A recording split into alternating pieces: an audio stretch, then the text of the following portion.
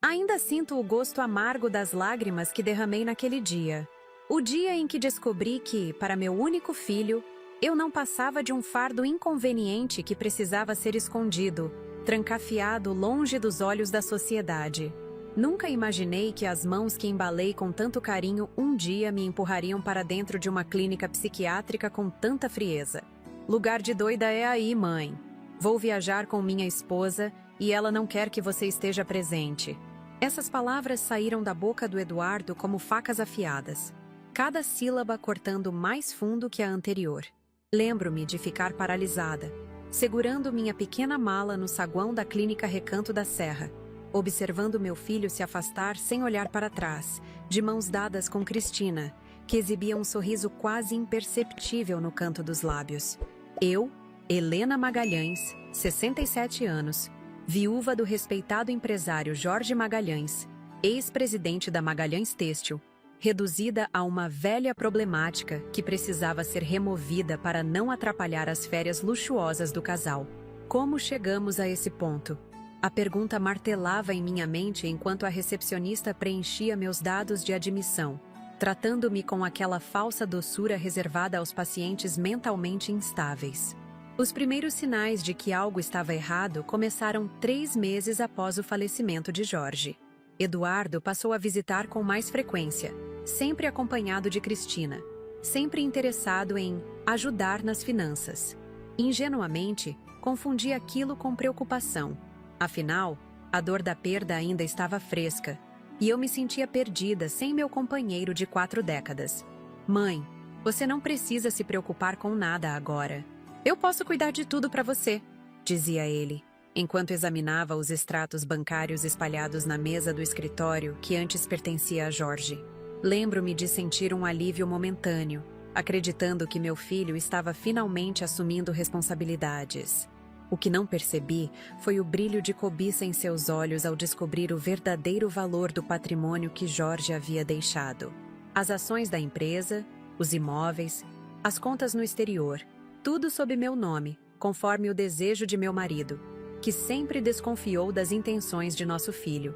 Eduardo me lembra muito meu irmão caçula. Jorge costumava dizer: quer tudo fácil, sem esforço. Não confie nele com nosso dinheiro, Helena.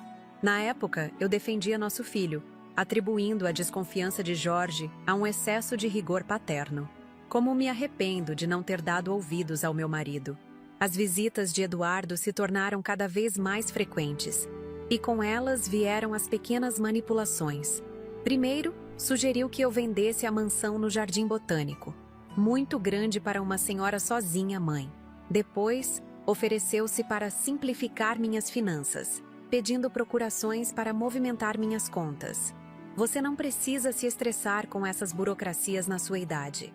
Quando me neguei a vender a mansão onde vivi os melhores anos da minha vida, as insinuações sobre minha sanidade mental começaram sutilmente. Mãe, você anda esquecendo muitas coisas ultimamente. Ou, você parece confusa, tem certeza de que está bem? E o mais cruel: papai ficaria preocupado te vendo assim. O golpe final veio quando Eduardo, aproveitando-se de uma gripe forte que me deixou de cama por 2 semanas, começou a espalhar para nosso círculo social que eu estava sofrendo de episódios de confusão mental. Minha amiga Amélia foi a única que veio diretamente a mim, preocupada. Helena, Eduardo está dizendo a todos que você está com início de demência. É verdade? Aquilo me atingiu como um raio. Demência? Eu que ainda fazia palavras cruzadas em inglês todas as manhãs? Que administrava sozinha uma empresa com mais de 300 funcionários? Que acabara de renegociar contratos internacionais sem ajuda de ninguém? Confrontei Eduardo naquela mesma noite. O que não esperava era que ele já tivesse tudo planejado. Cristina estava presente, atuando como testemunha silenciosa, enquanto meu filho listava uma série de comportamentos preocupantes que eu supostamente vinha apresentando. Mãe, você saiu de casa de pijama semana passada.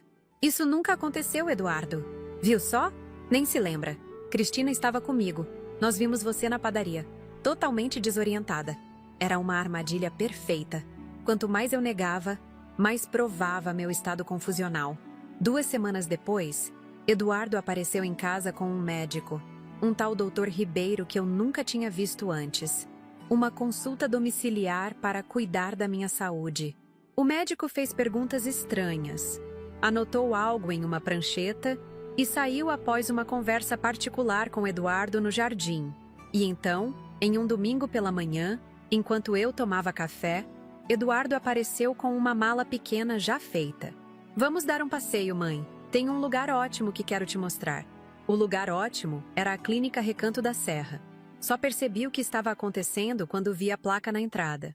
Tentei voltar para o carro, mas Eduardo segurou meu braço com força suficiente para deixar marcas roxas que durariam semanas. Foi quando ele pronunciou aquelas palavras que ficariam para sempre marcadas em minha memória. Lugar de doida é aí, mãe. Vou viajar com minha esposa e ela não quer que você esteja presente. Naquele momento, algo dentro de mim se quebrou. Não foi meu coração. Este já estava partido desde a perda de Jorge. Foi minha ingenuidade. A crença de que laços de sangue significavam proteção e amor incondicional. Enquanto as enfermeiras me guiavam gentilmente para dentro da clínica, como se eu fosse uma criança perdida, via pelo canto do olho meu filho entregando documentos e um cheque gordo para a recepcionista. O quarto era bonito, não posso negar. Cama confortável, janelas grandes com vista para a serra, uma poltrona elegante próxima à janela. Uma prisão de luxo ainda é uma prisão. Nos primeiros 2 dias, alternei entre crises de choro e períodos de uma raiva que nunca havia sentido antes. Me recusei a tomar os medicamentos que as enfermeiras traziam, fingindo engoli-los apenas para cuspir na pia do banheiro quando estava sozinha. Foi no 3º dia que a névoa de desespero começou a dissipar. Sentada naquela poltrona, observando os pássaros livres voando sobre as montanhas de Petrópolis, um pensamento claro surgiu em minha mente. Eduardo não sabia com quem estava lidando. Eu não era apenas a mãe amorosa que ele conhecia. Eu era a mulher que ajudou Jorge a construir um império têxtil do zero. A mulher que negociou com sindicalistas durante as greves dos anos 90, que enfrentou concorrentes internacionais quando ninguém acreditava que uma empresa brasileira poderia competir globalmente. Sequei minhas lágrimas e olhei para o meu reflexo no vidro da janela. Ainda era eu ali, Helena Magalhães.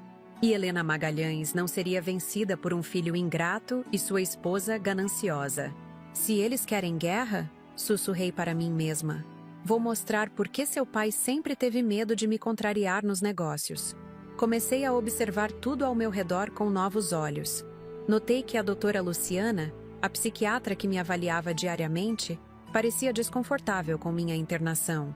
Seus olhos demonstravam dúvida quando lia meu prontuário e então olhava para mim, uma mulher articulada, sem sinais de confusão ou delírio. Senhora Helena, como está se sentindo hoje? Ela perguntava todas as manhãs. Como uma prisioneira injustiçada, doutora. Respondi no 4º dia, mantendo o contato visual firme. Ambas sabemos que não há nada de errado com minha mente. Vi um lampejo de reconhecimento em seus olhos. Ela apertou os lábios, olhou para os lados e abaixou o tom de voz. Seu filho apresentou laudos muito convincentes, senhora Helena. Laudos falsificados, doutora. Posso provar.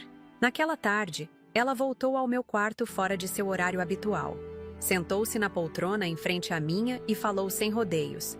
Se o que a senhora diz é verdade, estamos diante de um caso grave de internação indevida. Foi minha primeira vitória. Uma pequena rachadura no muro que Eduardo havia construído ao meu redor. No dia seguinte, doutora Luciana fez algo inesperado. Me emprestou seu celular por 5 minutos durante nossa sessão. Faça o que precisa fazer, disse ela, deixando-me sozinha na sala de consultas. Tenho uma reunião de equipe agora. Volto em exatos 5 minutos. Minhas mãos tremiam enquanto discava o número de Amélia, minha amiga de mais de 3 décadas. Não havia tempo para explicações detalhadas. Amélia, é Helena. Estou internada contra minha vontade no Recanto da Serra, em Petrópolis. Eduardo está tentando tomar controle do meu dinheiro.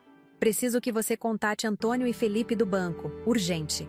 Após desligar o telefone com Amélia, senti uma mistura de alívio e ansiedade. O plano estava em movimento, mas eu continuava presa naquele lugar. Devolvi o celular à doutora Luciana quando ela retornou, agradecendo com um olhar que dizia mais que palavras. Ela assentiu discretamente. como se selássemos um pacto silencioso entre nós. De volta ao meu quarto-prisão, sentei-me na beira da cama e contemplei a paisagem serrana pela janela. O recanto da serra era, ironicamente, um lugar de extrema beleza. Os jardins bem cuidados, as montanhas ao fundo criando sombras diferentes a cada hora do dia. Uma gaiola dourada, mas ainda assim, uma gaiola. O canto dos pássaros soava como uma provocação. Eles podiam ir e vir. Eu não. Naquela noite, dormi profundamente pela primeira vez desde que fui internada. Era o sono de quem finalmente via uma luz no fim do túnel, por mais tênue que fosse. Acordei com batidas suaves na porta. Era uma das enfermeiras, Carla, trazendo o café da manhã e os medicamentos. Bom dia, dona Helena. Como passou a noite? Melhor, Carla. Bem melhor. Respondi com um sorriso. Ela pareceu genuinamente feliz com minha resposta. Enquanto arrumava os comprimidos no copinho de plástico, notei que me observava com curiosidade. A senhora não parece como os outros pacientes. Ela comentou baixinho, quase para si mesma. E como são os outros pacientes, Carla? Ela hesitou, percebendo que havia falado mais do que devia. Diferentes. A maioria precisa realmente estar aqui. Aquela frase ficou ecoando em minha mente durante todo o dia. A maioria precisa realmente estar aqui. Eu não era a única vítima de internação indevida? Quantas outras pessoas estavam presas injustamente naquela clínica de luxo, afastadas do mundo por familiares inescrupulosos? Na sessão daquela tarde com a doutora Luciana, decidi arriscar um pouco mais. Doutora, o que acontece quando uma pessoa é internada contra a vontade e sem necessidade médica real? Ela ajustou os óculos, visivelmente desconfortável com a pergunta. Em termos legais, é um crime previsto no Código Penal, artigo 148. Cárcere privado, agravado por abuso de autoridade familiar. E o médico que autoriza essa internação? Ela engoliu em seco. Pode responder por falsidade ideológica e até perder o registro profissional. E a clínica? Também pode ser responsabilizada, especialmente se houver indícios de que aceitou a internação, mesmo diante de evidências contrárias à necessidade. Naquele momento, percebi que tinha mais cartas na manga do que imaginava. Não era apenas uma questão de recuperar minha liberdade. Havia um sistema inteiro que poderia ser exposto. Doutora Luciana, acredito que ambas sabemos que não deveria estar aqui. A senhora está em uma posição delicada, entendo isso. Mas também está diante de uma escolha moral importante. Ela me olhou longamente, depois se levantou e caminhou até a janela, de costas para mim, como se precisasse de um momento para organizar seus pensamentos. Vou solicitar uma reavaliação completa do seu caso, senhora Helena, com outros médicos, exames neurológicos, testes cognitivos. Se estiver certa, e estou começando a acreditar que está, teremos evidências concretas para sua liberação. No dia seguinte, passei por uma bateria de exames. Responder corretamente as perguntas mais simples nunca me deu tanto prazer. Que dia é hoje? Quem é o presidente atual? Conte de trás para frente a partir de 100 de 7 em 7. Cada resposta era uma pequena vitória. Cada olhar surpreso dos avaliadores um passo em direção à minha liberdade. Entre um teste e outro, conseguia observar a rotina da clínica. Notei que alguns pacientes, assim como eu, pareciam perfeitamente lúcidos, enquanto outros realmente necessitavam de cuidados. Durante uma pausa para o almoço, conheci Marta, uma senhora de 72 anos que tinha sido internada pelo genro, um advogado ambicioso que queria controle sobre a herança que ela deixaria para a filha única. Ele convenceu minha filha de que estou com Alzheimer, mas ela começa a desconfiar. Semana passada me perguntou detalhes de quando ela era criança, coisas que só eu saberia. Acho que está percebendo a farsa, contou-me Marta enquanto comíamos no refeitório da clínica. Éramos duas mulheres idosas, descartadas por aqueles que deveriam nos proteger, tratadas como obstáculos a serem removidos. A diferença é que eu não tinha intenção de esperar pacientemente por justiça. Eu iria buscá-la com toda a força que me restava. 4 dias após minha ligação para Amélia, recebi minha primeira visita. Para minha surpresa, não era ela, mas o Dr. Paulo Mendes, diretor da clínica. Ele entrou no meu quarto acompanhado da doutora Luciana, ambos com expressões graves. Senhora Helena, A doutora Luciana trouxe algumas preocupações sobre sua internação à minha atenção. Gostaria de conversar pessoalmente com a senhora.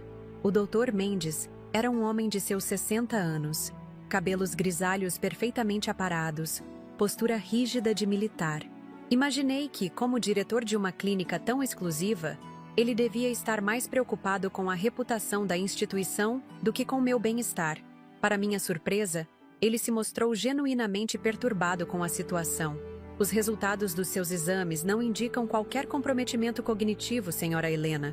Na verdade, a senhora demonstrou capacidade acima da média para sua faixa etária em vários testes. Isso não me surpreende, doutor. Sempre fiz palavras cruzadas em inglês e francês todas as manhãs, justamente para manter a mente afiada. Ele consultou uma pasta que trazia consigo. O laudo que seu filho apresentou, assinado pelo Dr. Ribeiro, descreve uma paciente completamente diferente da senhora que estou vendo agora. Fala de episódios frequentes de desorientação espacial e temporal, delírios paranoides e incapacidade de reconhecer familiares próximos.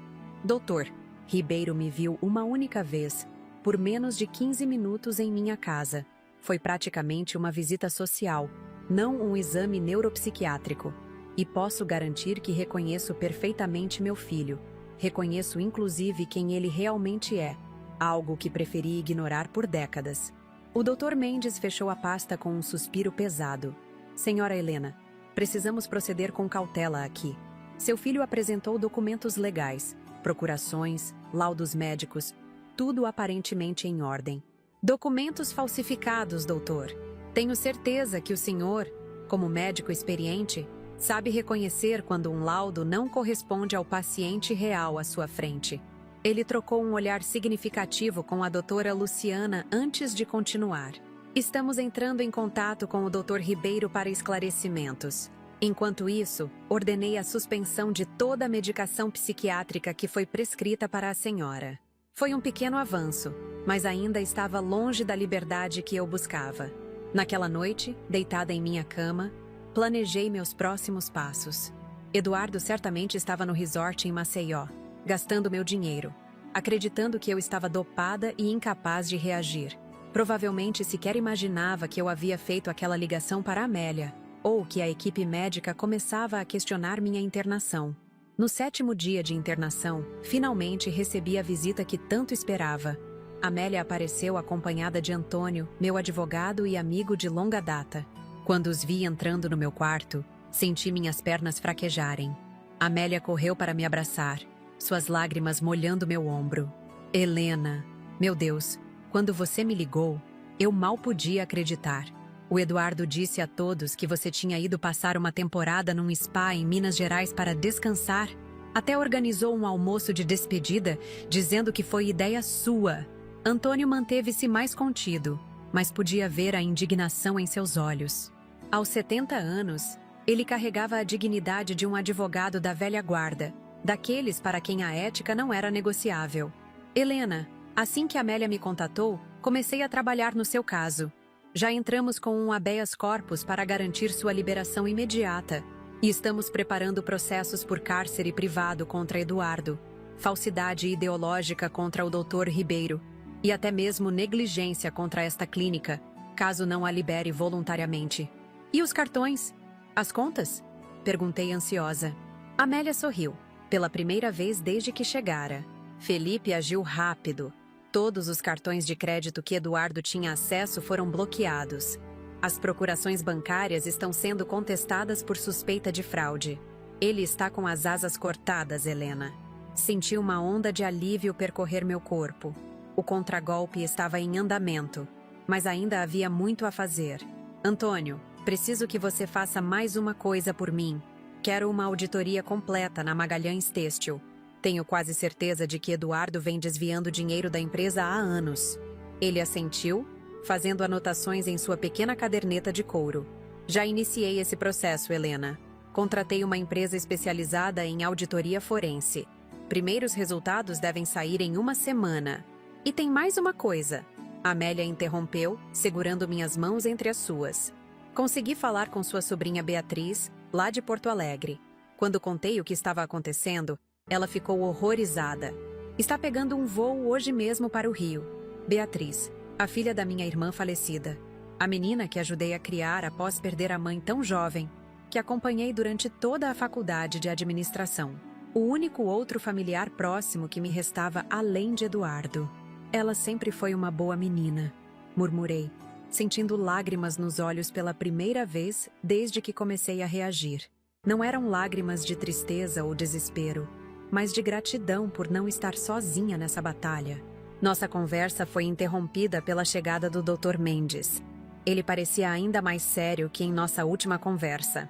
Senhora Helena, consegui falar com o Dr. Ribeiro. Ele fez uma pausa, claramente desconfortável. Ele admitiu que seu laudo foi, digamos, influenciado por um pagamento substancial feito por seu filho.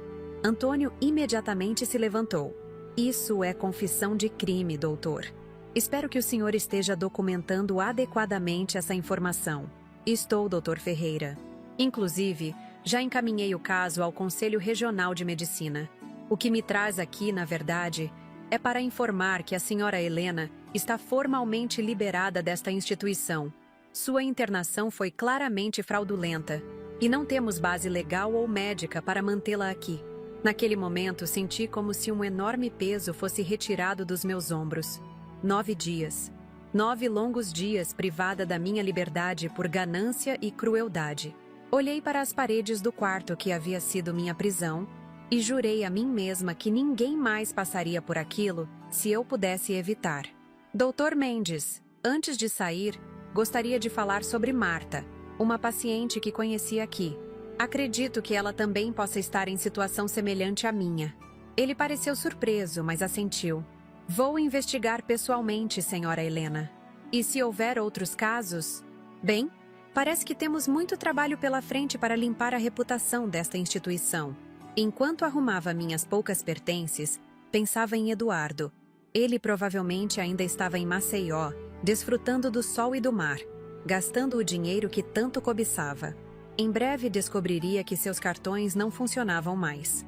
Em breve perceberia que sua tentativa de me destruir tinha desencadeado sua própria queda. No carro, a caminho da minha casa no Jardim Botânico, observei o mundo exterior com olhos renovados. As ruas de Petrópolis, as árvores, o céu azul, tudo parecia mais vívido, mais precioso após dias de confinamento. Amélia segurava minha mão enquanto Antônio dirigia, ocasionalmente olhando pelo retrovisor para se certificar de que eu estava bem. O que você vai fazer quando Eduardo voltar, Helena? Amélia perguntou, preocupação evidente em sua voz. Sorri, um sorriso que não tinha nada de doce ou maternal. Era o sorriso de uma mulher que finalmente compreendia a extensão de sua própria força. Vou mostrar a ele exatamente quem é Helena Magalhães. Não sou apenas a mãe dele, Amélia. Sou a viúva de Jorge Magalhães, a mulher que ajudou a construir um império têxtil, que enfrentou crises econômicas e concorrentes internacionais. Eduardo escolheu a adversária errada.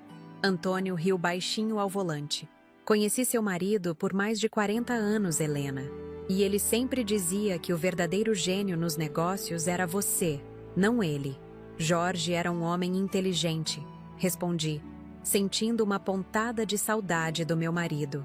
Ele saberia o que fazer com um filho como o nosso. Quando chegamos à mansão, fui recebida pela equipe de funcionários, todos visivelmente aliviados e confusos. Eduardo havia dito a eles que eu estava em um spa em Minas Gerais. Uma história que ninguém questionou. Afinal, por que duvidariam? Subi diretamente para o quarto que dividi com Jorge por décadas. Tomei um longo banho, vesti-me com uma das minhas roupas favoritas, um conjunto de saia e blazer azul marinho que Jorge sempre elogiava, e desci para o escritório. Era hora de retomar o controle da minha vida. Sentei-me à escrivaninha de mogno, onde Jorge costumava trabalhar, e que eu havia mantido exatamente como ele deixou. Liguei para Felipe, o gerente do banco. Dona Helena, que alívio ouvir sua voz. Está tudo bem com a senhora? Agora está, Felipe. Muito obrigada por sua ajuda rápida com os cartões e contas. Preciso de um relatório completo de todas as movimentações financeiras feitas por Eduardo nos últimos 6 meses. Já separei tudo, Dona Helena. A senhora não vai gostar do que vai ver. Houve saques substanciais, transferências para contas pessoais. Ele praticamente estava drenando suas reservas. Envie tudo para o escritório de Antônio. E Felipe, quero que você pessoalmente supervisione a abertura de novas contas, exclusivamente no meu nome. Nenhum familiar deve ter acesso a elas. Será feito hoje mesmo, dona Helena. Enquanto desligava, ouvi a campainha tocar. Momentos depois, Beatriz entrou correndo no escritório, os olhos vermelhos de chorar, a mala de viagem ainda na mão. Ela se jogou nos meus braços como fazia quando criança. Tia Helena! Meu Deus! Não consigo acreditar no que o Eduardo fez. Como ele pôde? Abracei minha sobrinha, sentindo o calor reconfortante de alguém que genuinamente se importava comigo. A ganância faz coisas terríveis com as pessoas, Bia. Mas estou bem agora. E mais forte do que nunca. Sobre a mesa, o telefone tocou novamente. Era Antônio, com as primeiras descobertas da auditoria na empresa. Enquanto ele detalhava as irregularidades encontradas, um plano completo começava a se formar em minha mente. Eduardo não imaginava o que o aguardava quando retornasse de sua luxuosa viagem. Antônio, quero uma reunião extraordinária do Conselho Administrativo da Magalhães Têxtil para a próxima semana. E preciso que você prepare todos os documentos necessários para destituir Eduardo de qualquer cargo na empresa.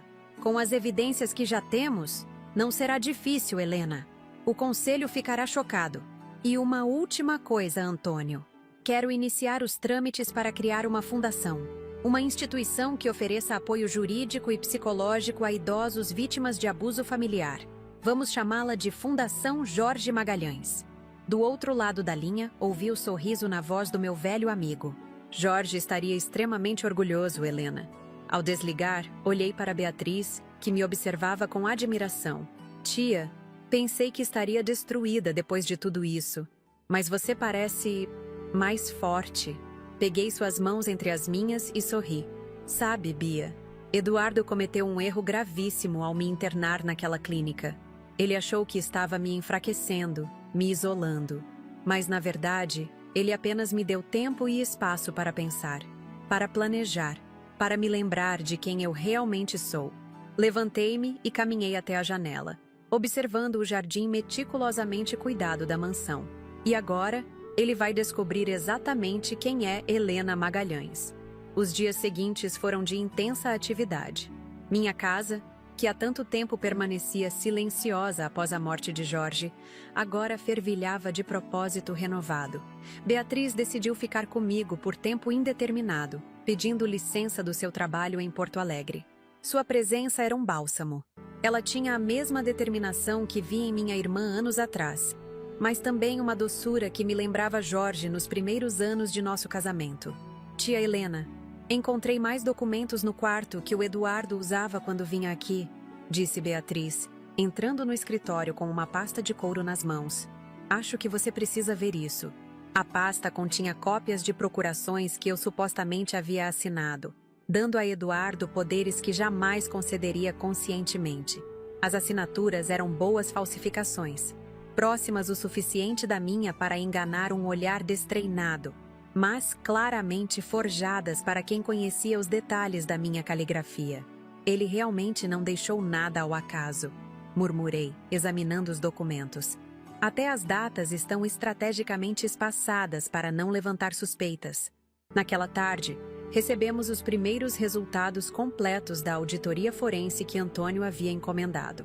O auditor-chefe, um homem meticuloso chamado Rodrigo Campos, apresentou suas descobertas em nossa sala de estar.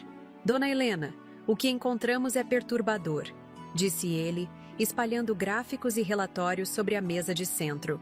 Nos últimos 3 anos, aproximadamente 7,8 milhões de reais foram desviados da Magalhães Têxtil através de uma rede de empresas fantasmas. 3 anos. Senti meu estômago afundar. Isso começou bem antes da morte de Jorge. Exatamente. A primeira empresa fantasma foi registrada há 4 anos e meio. Todas seguem o mesmo padrão. Contratos de consultoria superfaturados para serviços nunca prestados. Beatriz, que acompanhava tudo atentamente, pegou um dos documentos. Os pagamentos eram autorizados por Eduardo como diretor financeiro, mas sempre com uma segunda assinatura. Olha, tia, essa é a assinatura do Sr. Marcos Tavares, o antigo diretor de operações que se aposentou ano passado. Marcos era amigo de Jorge, trabalhavam juntos desde o início da empresa. Nunca acreditei que ele pudesse estar envolvido em algo assim. Rodrigo pigarreou desconfortavelmente. Senhora Helena, encontramos evidências de que a assinatura do Sr. Tavares também foi falsificada. Na verdade, suspeitamos que ele começou a questionar algumas dessas transações, e foi por isso que Eduardo acelerou sua aposentadoria.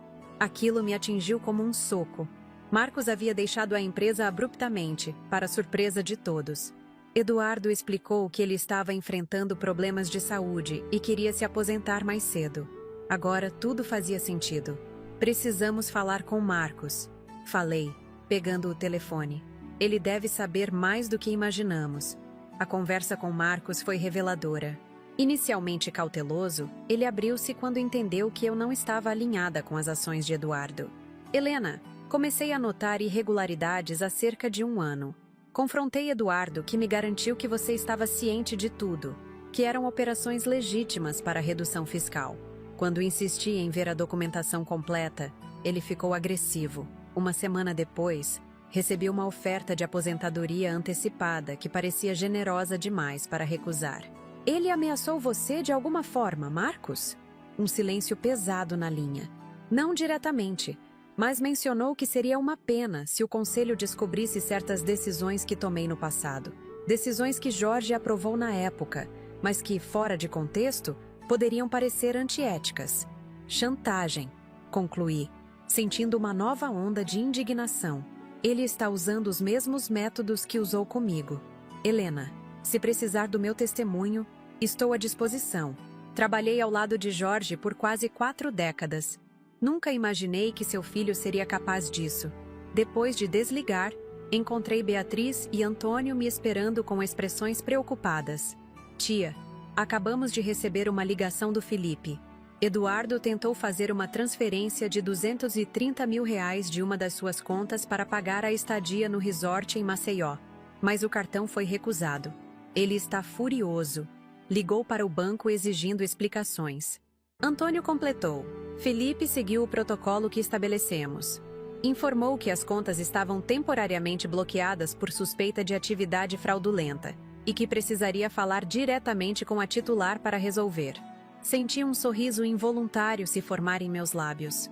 Ele deve estar em pânico agora. Como que para confirmar minhas palavras, o telefone da casa tocou. Beatriz atendeu, seu rosto mudando de expressão. É o Eduardo, tia. Quer falar com você urgentemente. Fiz um gesto para que ela passasse o telefone. A voz de Eduardo do outro lado era uma mistura de surpresa e raiva mal contida. Mãe, como? O que está acontecendo? O banco disse que você bloqueou as contas. Olá, Eduardo. Respondi com uma calma que surpreendeu até a mim mesma. Estou surpresa que tenha encontrado tempo em suas férias para me ligar. Do que você está falando? Onde você está? A clínica disse que você saiu. Estou em casa, filho. Onde você me trancafiou enquanto se preparava para torrar meu dinheiro em Maceió? Silêncio do outro lado, seguido de uma risada nervosa. Mãe, você está confusa. Nós conversamos sobre isso. Você concordou em fazer um tratamento enquanto eu e Cristina tirávamos umas férias. Não sei o que andaram te dizendo, mas... Poupe-nos, Eduardo. Cortei. O Dr. Ribeiro já confessou a fraude. O Dr. Mendes liberou minha internação por falta de base legal ou médica. Suas procurações falsificadas estão sendo anuladas neste momento. E os desvios da Magalhães Têxtil? Bem, o conselho ficará sabendo de tudo na reunião extraordinária da próxima semana. Um silêncio longo, tão denso que quase podia sentir o pânico dele através da linha. Você não entende, ele finalmente disse, sua voz agora embargada. Eu fiz investimentos que deram errado. Ia repor tudo, só precisava de tempo. 7,8 milhões de reais, Eduardo. Foi quanto você desviou nos últimos 3 anos. Isso não é um investimento que deu errado. É um crime. Mãe, por favor, Cristina não sabe de nada disso. Você vai destruir nosso casamento, minha vida. Senti uma pontada de dor, apesar de tudo. Era meu filho, afinal. O menino que embalei, que ensinei a andar, que acreditei ter criado com valores.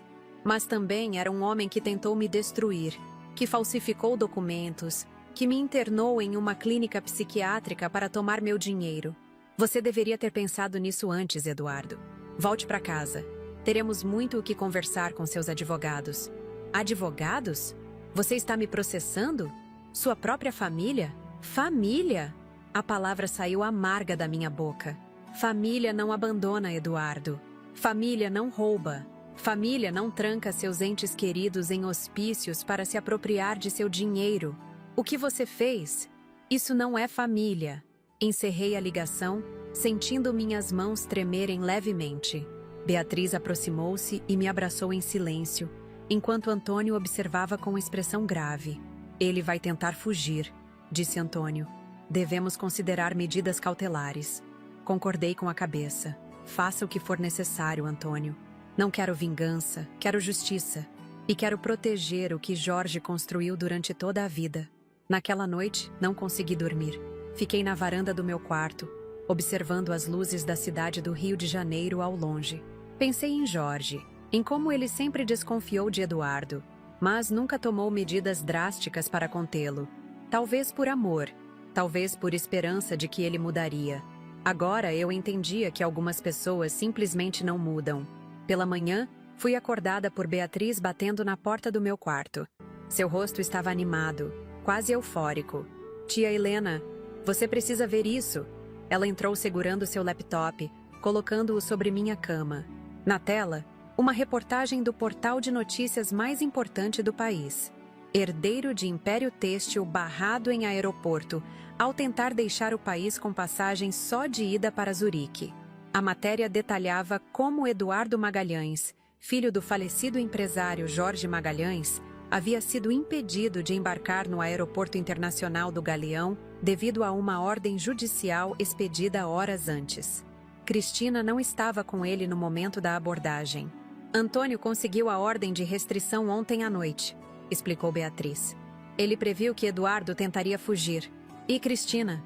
Segundo a reportagem, fontes do resort em Maceió confirmaram que ela deixou o hotel sozinha ontem à tarde, logo após a confusão com os cartões bloqueados. Não pude evitar um sorriso irônico. Que conveniente! Ao primeiro sinal de problemas financeiros, ela desaparece. As horas seguintes foram um turbilhão. Jornalistas começaram a se aglomerar nos portões da mansão, sedentos por detalhes do escândalo que começava a se formar. Recusei todas as solicitações de entrevistas, mas Antônio sugeriu que emitíssemos um comunicado oficial. Precisamos controlar a narrativa, Helena. Se ficarmos em silêncio, Eduardo ou outros podem distorcer os fatos. Com a ajuda de Beatriz e Antônio, redigi um comunicado sucinto, explicando que a Magalhães Têxtil estava conduzindo uma auditoria interna após identificar possíveis irregularidades administrativas e que todas as medidas legais cabíveis seriam tomadas para proteger a empresa, seus funcionários e acionistas. No meio da tarde, recebemos uma ligação inesperada. Era o Dr. Paulo Mendes, diretor da Clínica Recanto da Serra. Senhora Helena, estou ligando para informar que, após sua saída, iniciamos uma revisão completa de todos os nossos procedimentos de internação. Identificamos mais 3 casos possivelmente fraudulentos, incluindo o da senhora Marta, que você mencionou. E o que o senhor pretende fazer a respeito, Dr. Mendes? Já iniciamos os procedimentos para a liberação imediata desses pacientes e estamos colaborando com as autoridades. Também gostaria de convidá-la para uma conversa sobre possíveis mudanças em nossos protocolos. Sua experiência seria valiosa para prevenir que isso aconteça novamente. Aquilo me pegou de surpresa. Doutor, aprecio sua iniciativa, mas confesso que não esperava esse tipo de abertura. Senhora Helena, passei minha vida construindo uma reputação baseada na ética médica. O que aconteceu com a senhora, e possivelmente com outros pacientes, é imperdoável. Não posso mudar o passado, mas posso garantir que não se repita. Após desligar, compartilhei a conversa com Beatriz e Antônio. Foi quando uma ideia começou a se formar em minha mente. A Fundação Jorge Magalhães, murmurei. mais para mim mesma do que para eles. O que tem ela, tia? Ainda estamos nos estágios iniciais de planejamento. Maurice, acabo de definir sua primeira missão: criar um programa de fiscalização independente de clínicas psiquiátricas, com foco na prevenção de internações involuntárias fraudulentas. Antônio sorriu, assentindo com aprovação. Jorge sempre dizia que você tinha o dom de transformar problemas em oportunidades. Não é só isso, Antônio. Quero usar essa experiência terrível para algo maior. Quantos idosos estão trancafiados injustamente neste momento? Quantas famílias estão abusando de pessoas vulneráveis por ganância? Beatriz pegou minha mão, seus olhos brilhando com admiração. Tia, isso é incrível. Podemos expandir para incluir assessoria jurídica gratuita, apoio psicológico para vítimas e mais. Continuei sentindo o entusiasmo crescer. Vamos criar um selo de certificação para instituições que seguem práticas éticas. As clínicas que quiserem essa certificação terão que se submeter à auditoria surpresa, revisão de prontuários, entrevistas com pacientes. O restante do dia foi dedicado a dar forma a essa ideia. Beatriz, com sua formação em administração, criou um primeiro esboço de estrutura organizacional. Antônio fez anotações sobre os aspectos legais e possíveis parcerias com órgãos reguladores. Era quase noite quando o interfone tocou. Nossa governanta, Dona Zulmira, veio me avisar que havia uma visita. É a senhora Cristina, Dona Helena. Está sozinha e diz que precisa falar urgentemente com a senhora. Troquei olhares surpresos com Beatriz e Antônio. Cristina era a última pessoa que eu esperava ver. Deixe-a entrar, Zulmira. Receba-a na sala de estar. Quando entrei na sala, encontrei Cristina sentada rigidamente na ponta do sofá. Ela sempre foi uma mulher atraente, mas naquele momento parecia desgrenhada, com olheiras profundas e os cabelos mal arrumados. Helena, ela disse, levantando-se nervosamente. Eu não sei por onde começar. Que tal pela verdade, Cristina? Seria uma novidade refrescante. Ela mordeu o lábio inferior, visivelmente desconfortável. Eu não sabia sobre a clínica. Juro que não sabia. Eduardo me disse que você tinha ido para um spa em Minas, que precisava de tempo para processar seu luto por Jorge. Observei-a atentamente, procurando sinais de mentira em seu rosto. E os desvios da empresa? As procurações falsificadas? As contas bancárias? Ela hesitou. Eu sabia que havia algo errado com o dinheiro. Eduardo sempre aparecia com coisas caras, viagens, investimentos. Quando perguntava, ele dizia que eram bônus da empresa, comissões de negócios. Eu escolhi acreditar. Escolheu acreditar. Repeti lentamente. Conveniente. Cristina desabou no sofá, lágrimas começando a escorrer. Sei que parece horrível. E é. Eu devia ter questionado mais. Devia ter investigado. Mas era mais fácil fingir que estava tudo bem, que merecíamos aquela vida. Por que está aqui, Cristina? O que quer de mim? Ela enxugou as lágrimas com as costas da mão. Vim pedir desculpas e dizer que vou testemunhar contra Eduardo, se for necessário. Ele não é a pessoa que eu pensava que fosse. Nem para mim, respondi, sentindo uma pontada de empatia involuntária. Ele é meu filho, Cristina. Eu o carreguei no ventre, o amamentei, o criei, e mesmo assim, não consegui ver quem ele realmente era até que fosse tarde demais. O advogado dele entrou em contato comigo hoje. Quer que eu forneça um álibi para algumas datas específicas, relacionadas a documentos que Eduardo assinou no seu nome. E você vai fazer isso? Ela balançou a cabeça negativamente. Não. Acabou, Helena. Não posso continuar sendo cúmplice disso. Por isso vim aqui primeiro, antes de falar com a polícia ou com o advogado dele. Estudei seu rosto por um longo momento. Havia sinceridade ali, mas também medo. O tipo de medo de quem sabe que pode estar implicada em crimes graves. Vou ser honesta com você, Cristina. Não confio em você, nem acredito completamente na sua versão dos fatos. Mas aprecio que tenha vindo até aqui. Eu entendo. Só queria que soubesse que estou disposta a colaborar com qualquer investigação. E sinto muito pelo que aconteceu com você. Realmente sinto.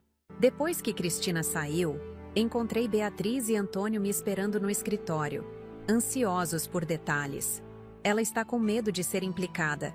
explicou Antônio após ouvir meu relato. Provavelmente consultou um advogado que a aconselhou a se distanciar de Eduardo o mais rápido possível. Acredita nela, tia? Perguntou Beatriz. Suspirei, olhando pela janela para o jardim escurecido pela noite. Acredito que ela sabia mais do que admite, mas menos do que Eduardo planejava. E agora está em modo de sobrevivência. Naquela noite, sentada na varanda do meu quarto, pensei em como a vida pode mudar radicalmente em questão de dias. 2 semanas atrás, eu era uma viúva solitária, manipulada por um filho ingrato, à beira de perder tudo o que Jorge e eu construímos juntos. Agora, estava no comando novamente, com um propósito renovado e uma clareza que não sentia há anos. O céu estrelado do Rio de Janeiro se estendia acima de mim, infinito e indiferente aos dramas humanos que se desenrolavam sob ele. Em algum lugar da cidade, Eduardo provavelmente passava a noite em claro, planejando sua defesa, enquanto Cristina possivelmente já procurava um novo apartamento. E eu? Eu finalmente conseguia ver além da dor e da traição. Via um caminho à frente. Não fácil, certamente não sem espinhos, mas um caminho que eu mesma escolhera trilhar. Um caminho de justiça, de propósito e, quem sabe, até de perdão, não por Eduardo ou Cristina, mas por mim mesma, por não ter visto os sinais antes, por ter permitido que chegássemos a esse ponto. Jorge, sussurrei para a noite, espero que esteja vendo isso. Seu legado está seguro agora, e estou mais forte do que nunca. A semana que antecedeu a reunião do conselho foi intensa. Cada dia trazia novas descobertas, cada revelação mais chocante que a anterior. A auditoria forense avançava em ritmo acelerado, desenterrando anos de fraudes meticulosamente orquestradas por Eduardo. O que começou como desvios ocasionais havia se transformado em um esquema sofisticado que sangrava a Magalhães Têxtil silenciosamente.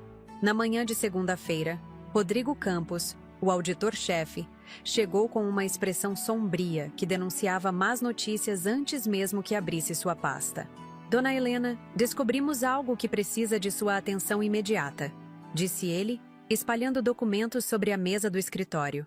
Identificamos uma empresa offshore nas Ilhas Cayman, chamada Textile Solutions, que recebeu aproximadamente 12 milhões de reais nos últimos 5 anos, supostamente por serviços de consultoria internacional. 12 milhões? Senti meu estômago afundar. Isso é muito mais do que suspeitávamos inicialmente. O pior não é o valor, Dona Helena. É o timing. Os pagamentos começaram há 8 anos. 8 anos.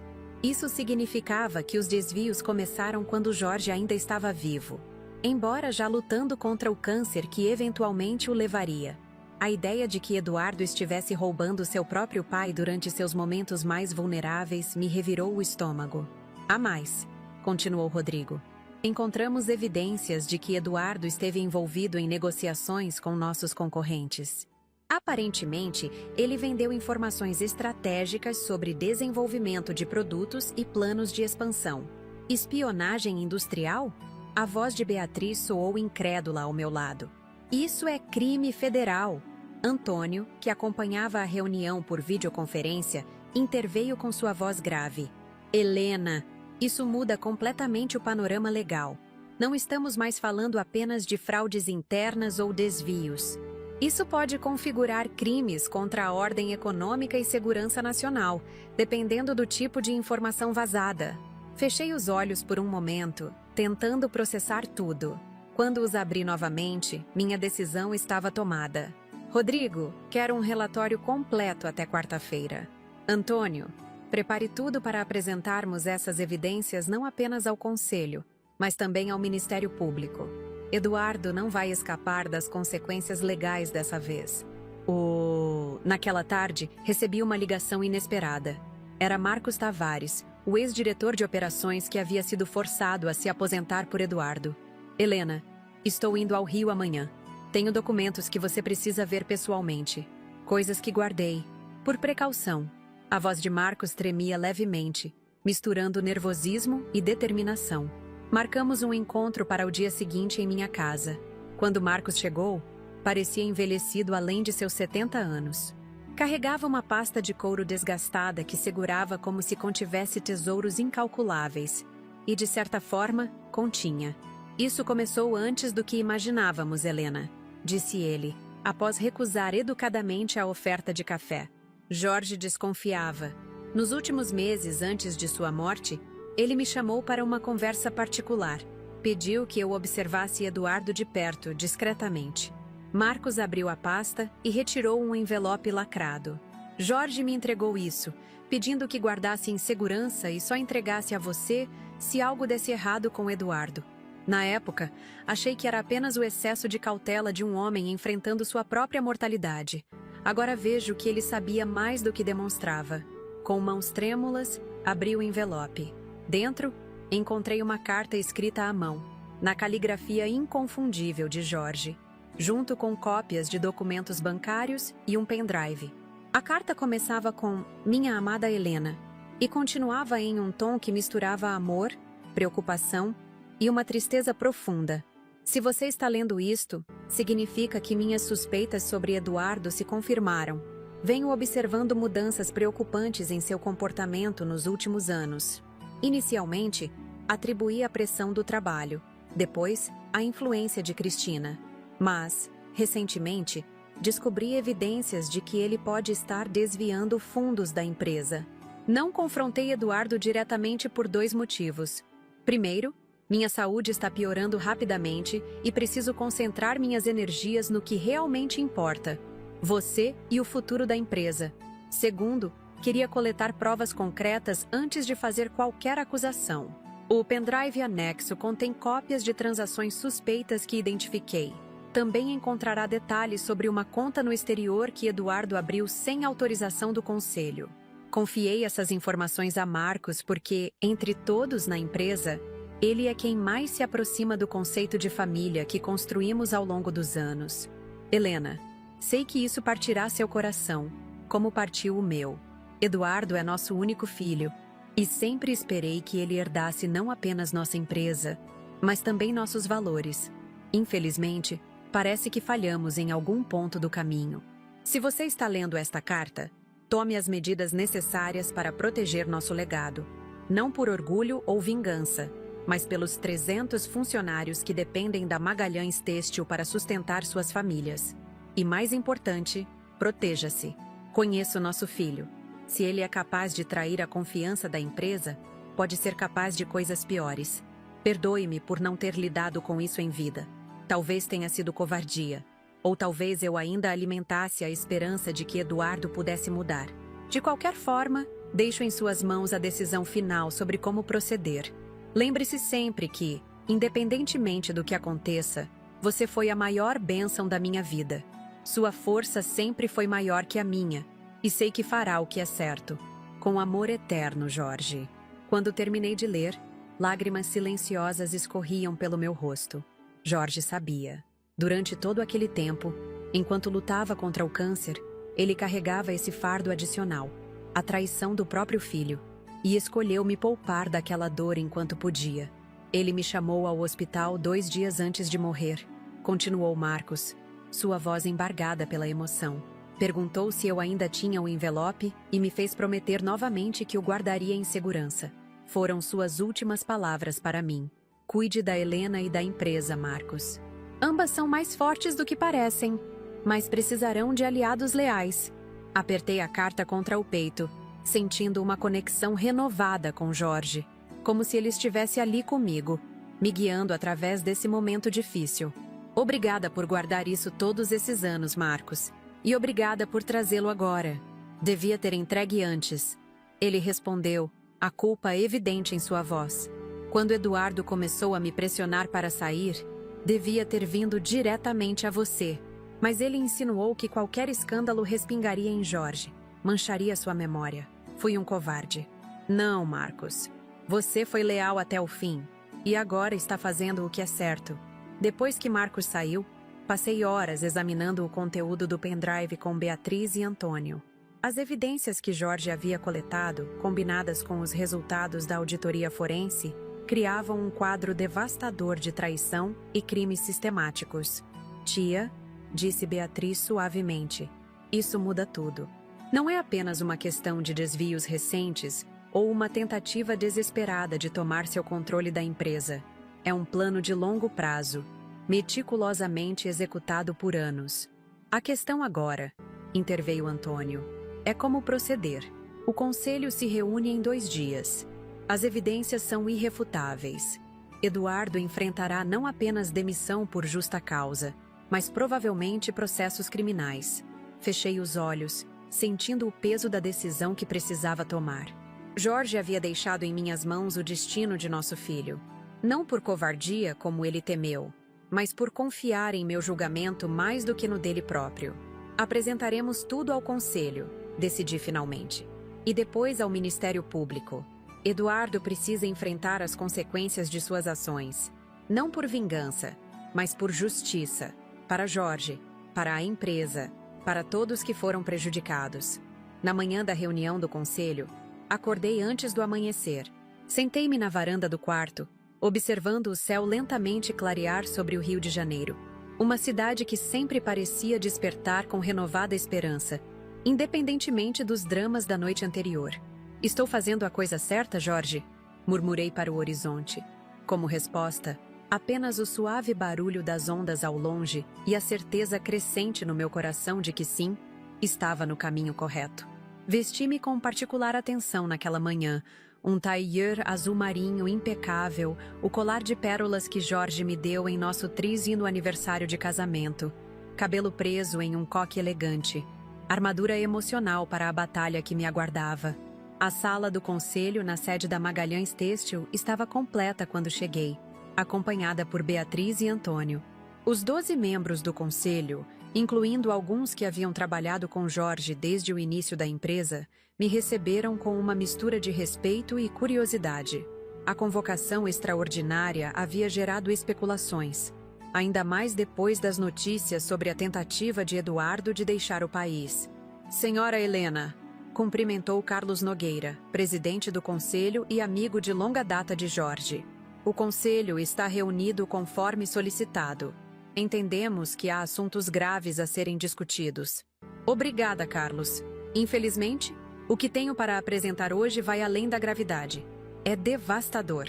Por 2 horas, expus metodicamente todas as evidências contra Eduardo.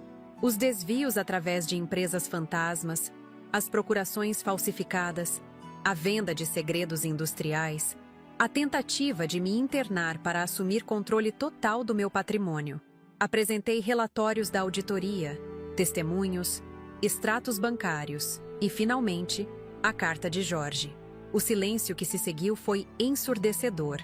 Faces pálidas me encaravam, algumas em choque, outras em desolação, algumas poucas em raiva contida. Se me permite perguntar, disse finalmente Renata Duarte, a única mulher além de mim no conselho. Onde está Eduardo agora?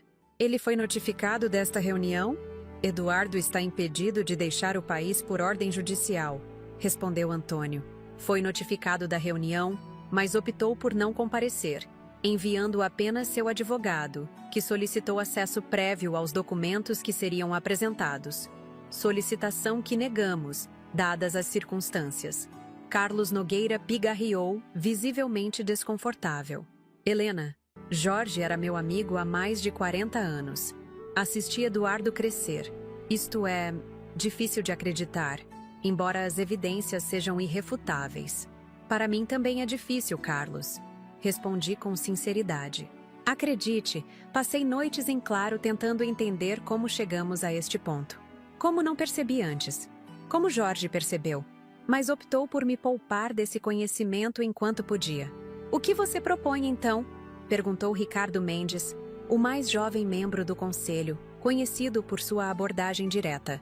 Demissão por justa causa imediatamente. Revogação de todos os poderes e procurações. Processo criminal pelos crimes documentados. E... hesitei brevemente. Uma reestruturação completa da diretoria para garantir que falhas nos controles internos sejam corrigidas. O conselho deliberou por 1 hora, enquanto esperava na antessala com Beatriz. Quando voltamos, a decisão foi unânime. Todas as minhas propostas haviam sido aceitas. Além disso, O conselho recomendou meu retorno à presidência executiva da empresa, posição que havia deixado parcialmente após a morte de Jorge. Temos uma proposta adicional, acrescentou Carlos. Gostaríamos de convidar sua sobrinha, Beatriz, para assumir um cargo na diretoria. Sua formação em administração e sua lealdade familiar são qualidades que valorizamos especialmente após recentes eventos. Olhei para Beatriz, que parecia simultaneamente chocada e honrada.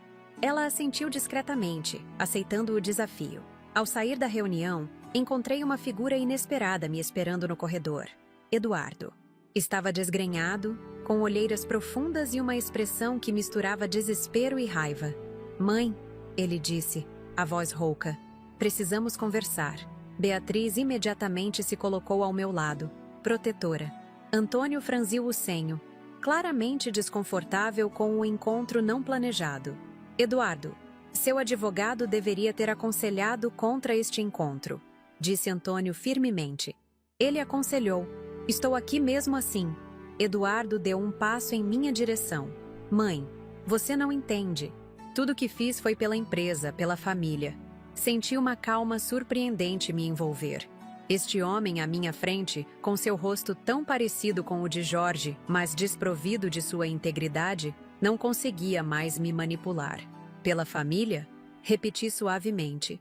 Você me trancafiou em uma clínica psiquiátrica, Eduardo. Disse aos médicos que eu estava senil, confusa.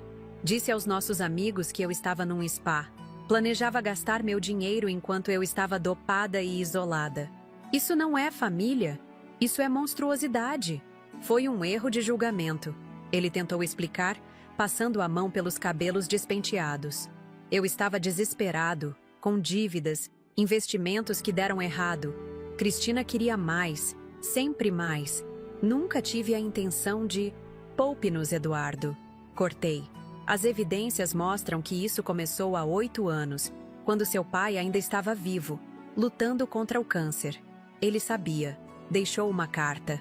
A menção da carta fez Eduardo empalidecer visivelmente. Suas pernas pareceram fraquejar por um momento. Papai, sabia? Sim. E optou por me proteger dessa verdade enquanto podia. Seu último ato de amor por mim. Fiz uma pausa, sentindo uma tristeza profunda. Não por Eduardo, mas pela perda da ilusão do filho que pensei ter. O conselho acaba de aprovar sua demissão por justa causa. O Ministério Público receberá todas as evidências ainda hoje. Sugiro que contate seu advogado imediatamente. Eduardo pareceu murchar diante dos meus olhos, como se a realidade finalmente o atingisse com toda força. Você vai mesmo fazer isso? Entregar seu próprio filho à polícia? Você se entregou sozinho, Eduardo, através de suas escolhas. Cada documento falsificado, cada centavo desviado, cada mentira contada. Foram suas ações que nos trouxeram até aqui, não as minhas. Comecei a me afastar, sentindo que não havia mais nada a dizer. Então, parei e me virei uma última vez. Por curiosidade, Eduardo, valeu a pena? Todo esse esquema elaborado, a traição do seu pai, a tentativa de me destruir, por dinheiro que você nem conseguiu manter? Ele não respondeu. Talvez não houvesse resposta possível. Ou talvez finalmente estivesse confrontado com uma pergunta que nunca havia se feito antes. Ao sair do prédio da Magalhães Têxtil, senti como se um peso enorme tivesse sido removido dos meus ombros. Não era alegria. A situação era trágica demais para isso. Mas uma sensação de que a verdade, por mais dolorosa que fosse, havia finalmente vindo à tona. No carro, a caminho de casa, Beatriz segurou minha mão em silêncio, oferecendo o conforto de sua presença.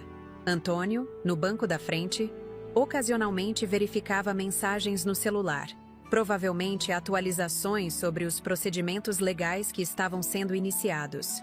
Tia, disse Beatriz finalmente, como você está se sentindo? Olhei pela janela, observando a cidade passar em um borrão de cores e movimento, como se estivesse acordando de um longo pesadelo, dolorida, confusa, mas aliviada por estar finalmente desperta. Naquela noite, sozinha no meu quarto, peguei a foto de Jorge que mantinha na mesa de cabeceira. Seu sorriso gentil, os olhos que sempre pareciam ver através das pessoas, diretamente para suas almas. Fizemos o melhor que pudemos, Jorge, sussurrei para a imagem. Com a empresa, com Eduardo, com tudo. Alguns erros não têm conserto fácil, mas prometo que seu legado estará seguro. Coloquei a foto de volta e caminhei até a varanda.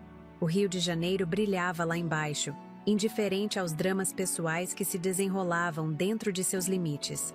Em algum lugar da cidade, Eduardo enfrentava as consequências de suas ações. Em outro lugar, Cristina provavelmente já seguia em frente, buscando seu próximo alvo. E eu? Eu estava aqui, sobrevivente de uma traição que deveria ter me destruído, mas que, ironicamente, havia me libertado. Liberta da ilusão de um filho amoroso, liberta da manipulação constante, liberta para reconstruir não apenas a empresa, mas minha própria vida. Amanhã seria um novo dia. Haveria uma empresa para reorganizar, uma fundação para estabelecer, justiça a ser buscada.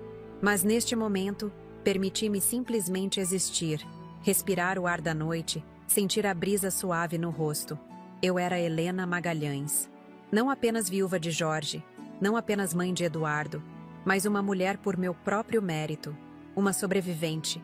E, agora mais do que nunca, determinada a transformar essa experiência dolorosa em algo que pudesse ajudar outros.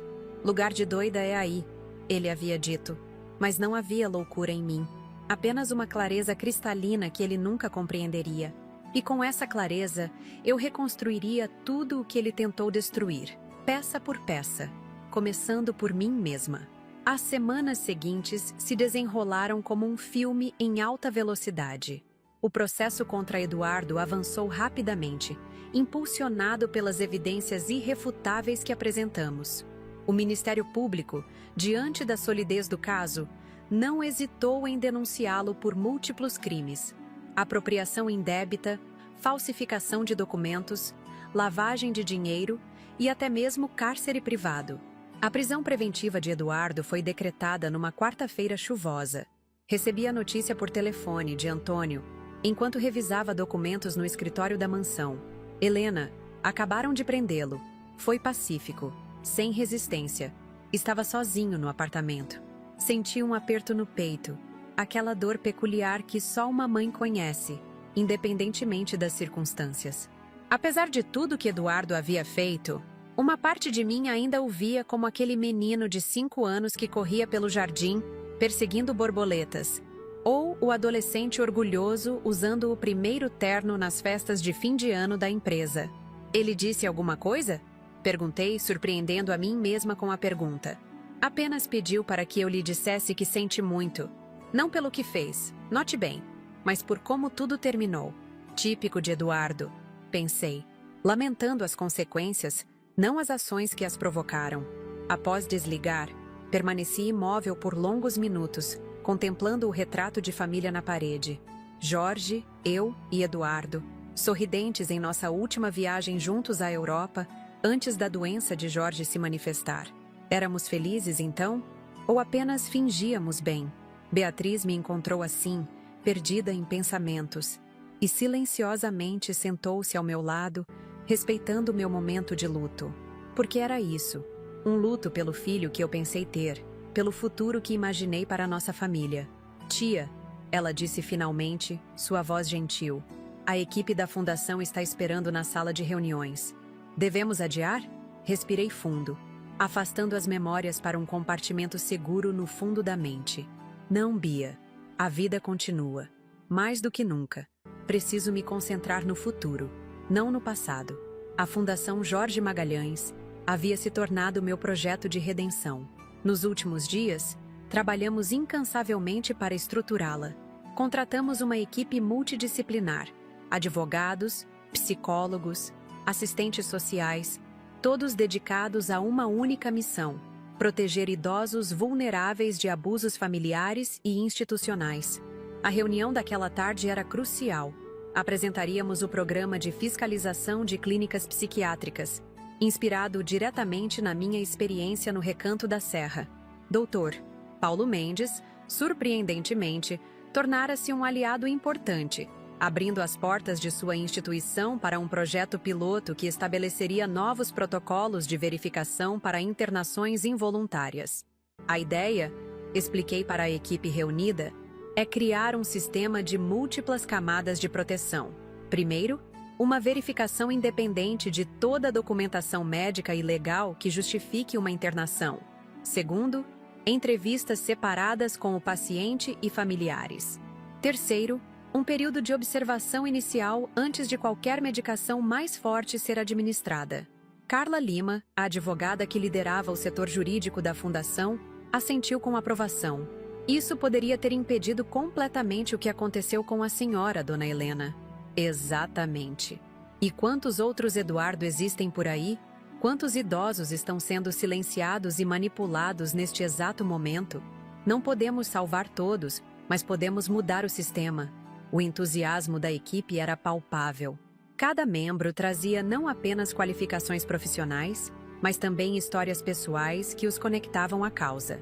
Renato, nosso psicólogo-chefe, havia perdido o avô para uma internação fraudulenta semelhante à minha.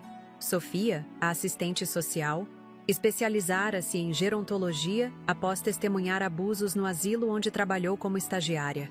Estávamos construindo algo importante, algo que transcendia minha história pessoal. A tragédia com Eduardo estava se transformando em um catalisador para mudanças significativas.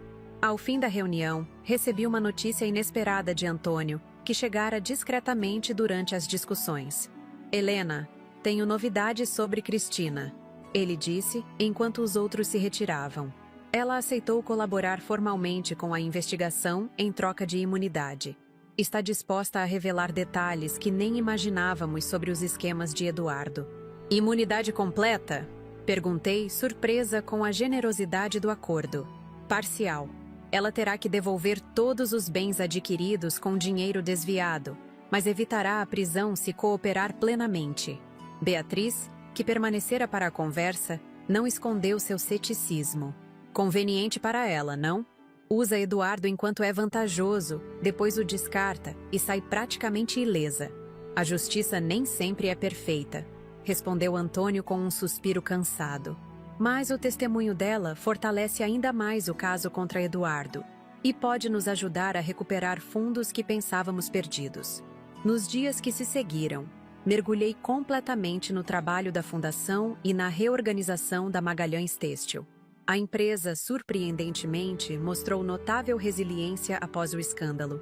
Os funcionários, muitos dos quais trabalhavam conosco há décadas, demonstraram lealdade inabalável.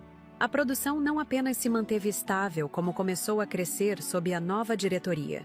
Beatriz revelou-se uma executiva nata, trazendo ideias inovadoras que Jorge teria adorado. Sua primeira iniciativa foi criar uma linha de tecidos sustentáveis, usando matérias-primas recicladas e processos de baixo impacto ambiental. O projeto, que Eduardo havia ridicularizado anos antes como desperdício de recursos, rapidamente se tornou o novo carro-chefe da empresa. Tia, disse-me Beatriz durante um jantar em casa, cerca de um mês após a prisão de Eduardo, recebi uma proposta interessante hoje. A Universidade Federal quer estabelecer uma parceria com a Fundação para criar um curso de especialização em direitos do idoso. Querem que você dê a aula inaugural, compartilhando sua experiência? Hesitei. Até então, mantive minha história pessoal relativamente privada, compartilhando-a apenas quando necessário para avançar os objetivos da Fundação. A ideia de falar publicamente sobre algo tão doloroso me deixava desconfortável. Não sei, Bia. Não quero ser conhecida apenas como a senhora que foi internada pelo filho, mas é isso que torna seu testemunho tão poderoso, tia. Você não é uma vítima anônima. É Helena Magalhães, respeitada empresária, viúva de Jorge Magalhães. Quando alguém na sua posição compartilha uma experiência assim, as pessoas escutam. Refletindo sobre suas palavras naquela noite, percebi que minha relutância em falar publicamente era, em parte, um último vestígio de vergonha. Como se de alguma forma a traição de Eduardo refletisse algo sobre mim, sobre minhas falhas como mãe. Era hora de abandonar esse pensamento. A aula inaugural na universidade foi marcada para o final do mês. Nos dias que a antecederam, Trabalhei cuidadosamente em meu discurso, determinada a transformar minha experiência pessoal em algo maior que eu mesma. O auditório estava lotado quando cheguei. Estudantes, professores, profissionais da área de saúde e direito, jornalistas, todos ansiosos para ouvir minha história. Ao subir no palco, senti um momentâneo pânico. Então, respirei fundo e comecei.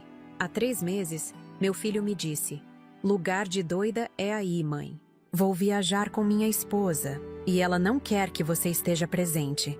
Essas palavras foram ditas na entrada da Clínica Recanto da Serra, onde fui internada contra minha vontade, com base em laudos médicos falsificados, para que ele pudesse tomar controle do meu patrimônio. Um silêncio absoluto tomou conta do auditório. Continuei relatando cada detalhe da minha experiência: o isolamento, o medo, a sensação de impotência e, finalmente, a reação que mudou tudo. O que meu filho não sabia é que idosas não são necessariamente frágeis ou incapazes, que décadas de experiência nos ensinam a sobreviver, a resistir, a lutar. Consegui fazer uma única ligação, 5 minutos que mudaram tudo. Bloqueei cartões, congelei contas, mobilizei advogados, e quando Eduardo percebeu o que estava acontecendo, já era tarde demais. Falei sobre a auditoria que revelou anos de fraudes, sobre a carta que Jorge deixou, sobre a prisão de Eduardo. Mas principalmente, falei sobre as falhas sistêmicas que permitiram que algo assim acontecesse. Minha história não é única. Em todo o Brasil, idosos estão sendo manipulados, isolados, roubados por aqueles que deveriam protegê-los. A diferença é que muitos não têm os recursos ou a rede de apoio que eu tive. É para eles que criamos a Fundação Jorge Magalhães. Apresentei os projetos da Fundação, os primeiros resultados do Programa de Fiscalização de Clínicas, os planos para o futuro. Quando terminei, o auditório inteiro se levantou em uma ovação que me pegou completamente de surpresa. A repercussão foi imediata e avassaladora. No dia seguinte, minha história estava em todos os jornais, não como um escândalo familiar, mas como um símbolo da luta pelos direitos dos idosos. Recebi centenas de mensagens, de idosos compartilhando experiências semelhantes, de profissionais oferecendo ajuda, de estudantes querendo se voluntariar na fundação. Uma semana após a palestra, recebi um telefonema inesperado. Era Marta, a senhora que conheci na clínica. Dona Helena, sua voz soava emocionada. Vi sua entrevista na televisão. Queria agradecer pessoalmente. Graças à investigação que a senhora iniciou no Recanto da Serra, consegui minha liberdade. Minha filha finalmente descobriu o que o marido estava fazendo e pediu o divórcio. Fico feliz que esteja bem, Marta. E sua situação financeira? Estamos reconstruindo. O doutor Mendes está processando meu ex-genro para recuperar o que foi pago indevidamente à clínica. E sua fundação nos colocou em contato com um excelente advogado que está nos ajudando pro bono. Conversas como essa se tornaram frequentes, cada uma reforçando minha convicção de que estávamos no caminho certo. A dor da traição de Eduardo nunca desapareceu completamente. Como poderia? Mas estava sendo transformada em algo construtivo, algo maior que minha história pessoal. 2 meses após minha palestra na universidade, recebi um pedido inusitado. Eduardo queria me ver na prisão. Fiquei surpresa. Desde sua detenção, ele não havia feito nenhuma tentativa de contato. Consultei Beatriz e Antônio, ambos aconselhando cautela. "Pode ser uma armadilha emocional, tia", alertou Beatriz. "Ele é manipulador, você sabe disso melhor que ninguém. Ou pode ser uma tentativa genuína de reconciliação", ponderou Antônio, sempre o diplomata. "De qualquer forma, a decisão é sua, Helena." Após dias de reflexão, decidi ir. Não por Eduardo, mas por mim mesma. Para encontrar algum tipo de fechamento.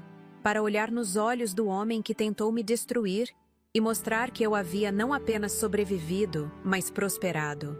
A prisão era um lugar frio e impessoal, cheirando a desinfetante e desespero. Eduardo, vestindo o uniforme cinza dos detentos, parecia ter envelhecido 10 anos em poucos meses. Seu rosto, antes sempre bem barbeado, exibia uma barba mal cuidada, e seus olhos haviam perdido o brilho confiante que os caracterizava. "Mãe", ele disse quando me viu, sua voz quase um sussurro. "Você veio." "Vim", respondi simplesmente, sentando-me à sua frente. Um silêncio desconfortável se instalou entre nós. O que dizer a um filho que traiu sua confiança da pior maneira possível? O que dizer a uma mãe que o colocou na prisão? "Vi você na televisão", ele começou finalmente, falando sobre a fundação. "Sim, estamos fazendo um bom trabalho." Batizou com o nome do papai. Ele merecia essa homenagem. Outro silêncio. Eduardo olhava para as próprias mãos, evitando meus olhos. "Por quê?" Perguntei finalmente a pergunta que me atormentava há meses. "Por quê, Eduardo? Tínhamos tudo. Uma família, uma empresa próspera, um legado. O que te levou a jogar tudo isso fora?" Ele suspirou profundamente, passando as mãos pelo rosto cansado. "Nunca foi suficiente", disse finalmente. "Ser o filho de Jorge e Helena Magalhães. Viver à sombra de vocês. Todos sempre esperando que eu fosse como vocês. Íntegro como o papai, astuto como você. Mas eu não sou. Nunca fui. Então decidiu trair tudo o que representávamos? Não foi uma decisão consciente, não no início. Começou pequeno. Um desvio aqui, uma mentira ali. Cada vez ficava mais fácil. E depois, Cristina entrou na minha vida, com seus gostos caros e ambições. Ela via em mim o potencial para mais. Sempre mais. Cristina está testemunhando contra você", informei, observando sua reação. Ele riu sem humor. "Claro que está. Sempre soube que ela me abandonaria quando o dinheiro acabasse.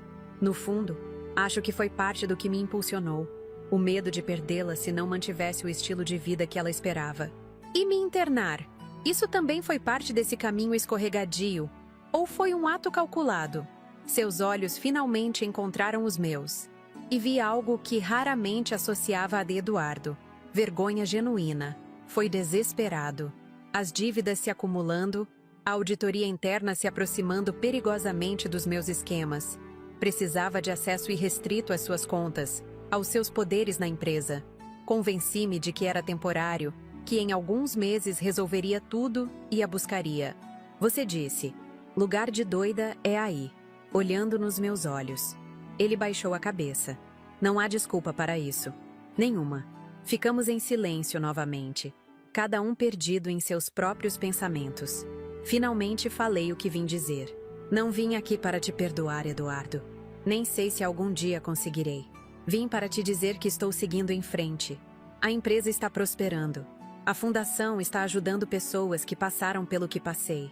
Sua traição, por mais dolorosa que tenha sido, não me destruiu. Pelo contrário, sei que não mereço, mas tenho orgulho de você, mãe. Sempre tive. Talvez esse tenha sido parte do problema. Saber que nunca seria metade do que você é." Levantei-me, sentindo que havia dito o que precisava. "Adeus, Eduardo." "Você voltará?" A pergunta saiu quase como uma súplica.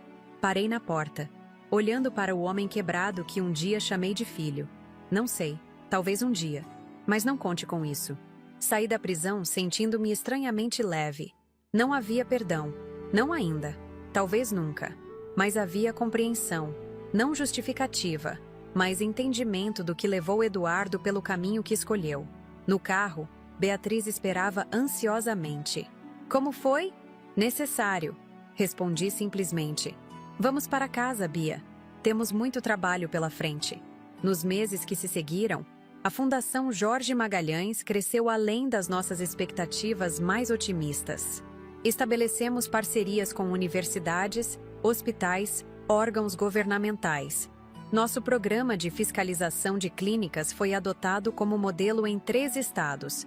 Começamos a oferecer assistência jurídica gratuita para idosos vítimas de abusos familiares, ajudando dezenas de pessoas a recuperarem sua autonomia e dignidade. A Magalhães Têxtil, sob a direção compartilhada entre mim e Beatriz, não apenas se recuperou do escândalo como alcançou novos patamares. Nossa linha de tecidos sustentáveis recebeu prêmios internacionais e abriu portas para mercados antes inexplorados. Quanto a Eduardo, cumpre sua pena, enfrentando as consequências de suas escolhas. Cristina desapareceu após seu testemunho, provavelmente buscando um novo começo longe do escândalo que ajudou a criar. E eu, aos 67 anos, descobri uma nova versão de mim mesma, mais forte, mais sábia e infinitamente mais determinada do que jamais imaginei ser. A traição de Eduardo, por mais dolorosa que tenha sido, me forçou a despertar de uma complacência que nem sabia que havia caído. Hoje, quando olho para trás, para aquele momento terrível na entrada da clínica Recanto da Serra, não vejo apenas o começo de um pesadelo. Vejo também o início de uma jornada de autodescoberta e propósito renovado. Lugar de doida é aí, ele disse. Mal sabia que aquelas palavras cruéis desencadeariam uma transformação que nenhum de nós poderia prever. Não havia loucura em mim, apenas uma força adormecida que finalmente encontrou sua expressão plena. E se há uma lição que aprendi através de tudo isso, é que nunca é tarde para recomeçar, para redefinir quem somos e qual legado queremos deixar. A idade não é sinônimo de fragilidade ou impotência. Às vezes, é justamente nas últimas décadas de vida que encontramos nossa voz mais autêntica e nossa maior força. Essa é minha história.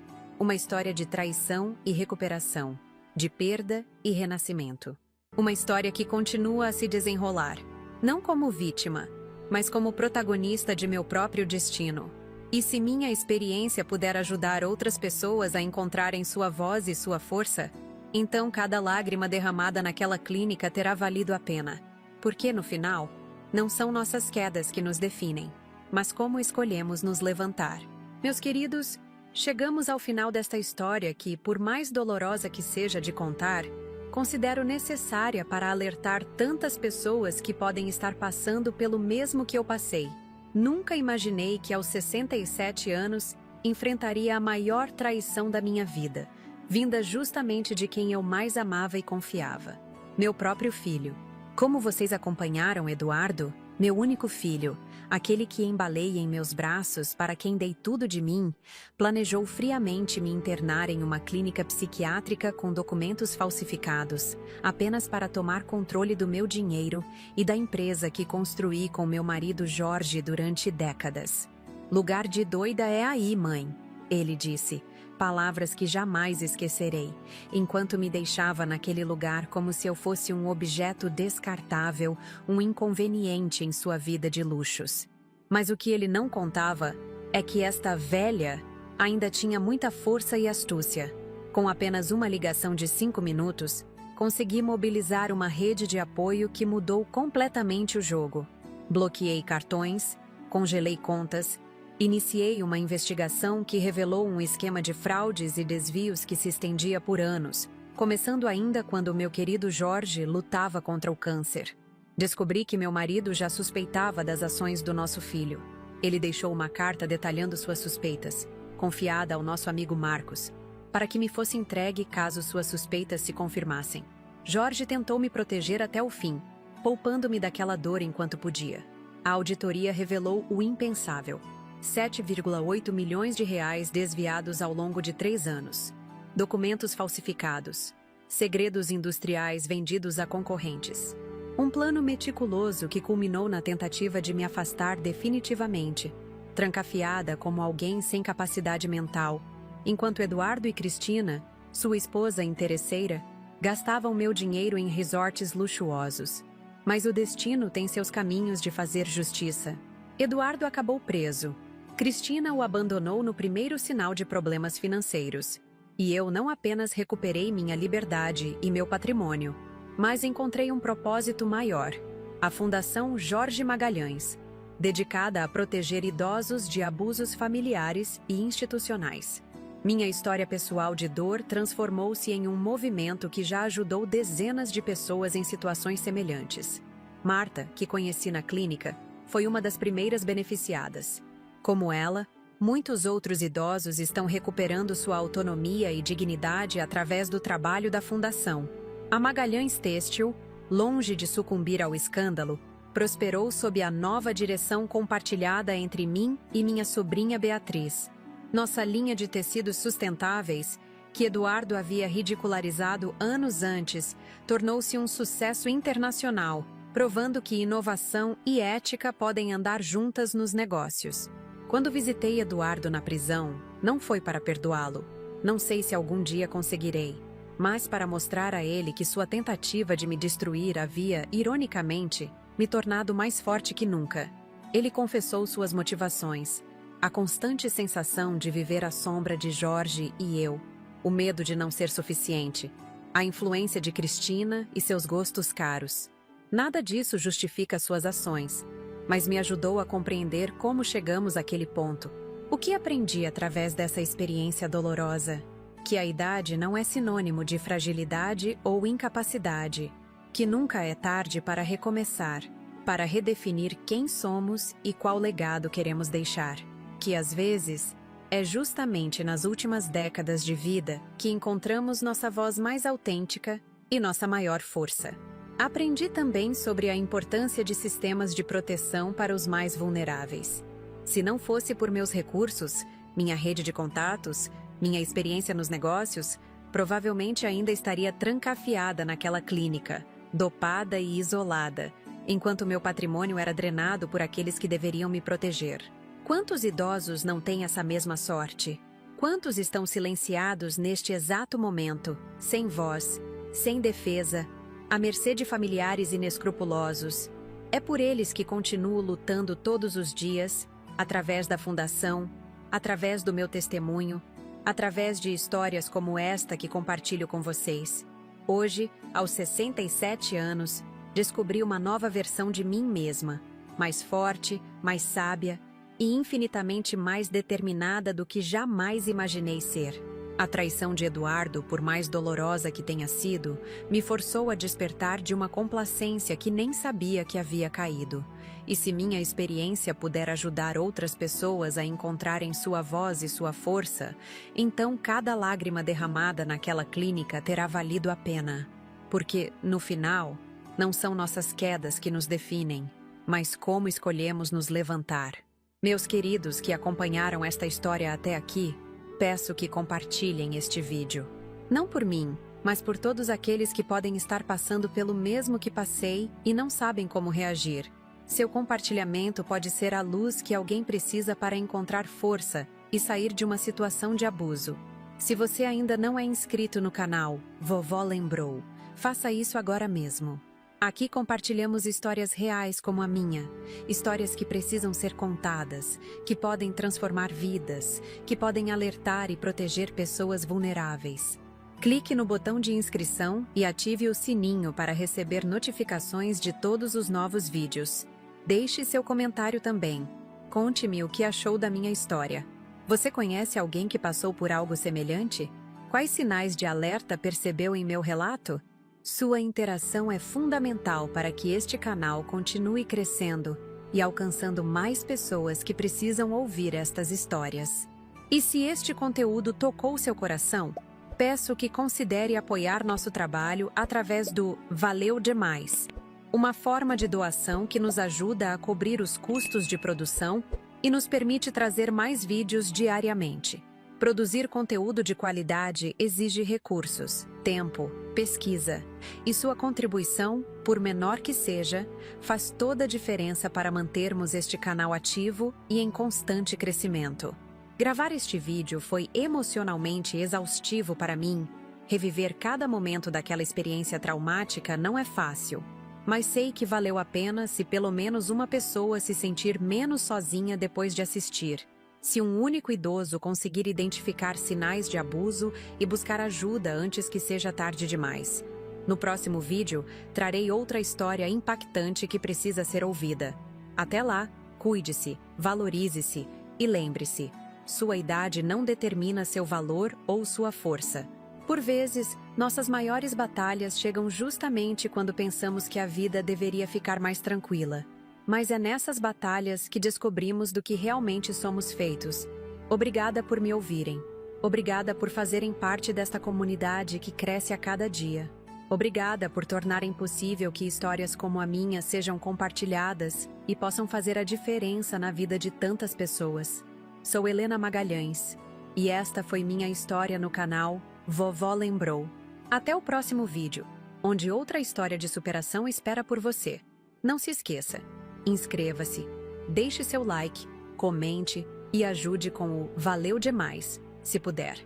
Cada pequena ação sua significa o mundo para nós.